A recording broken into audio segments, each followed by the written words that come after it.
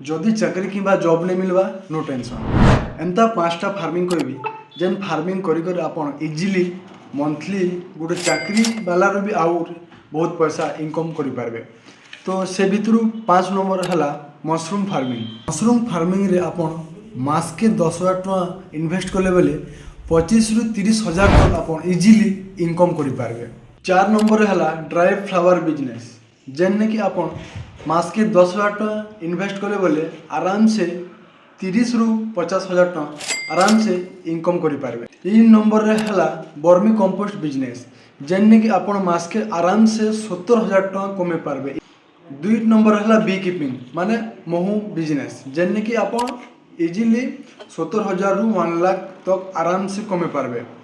आउ फास्ट है diary farming. रे आपण आराम से मंथली 2 लाख रु 3 लाख कमे पारबे।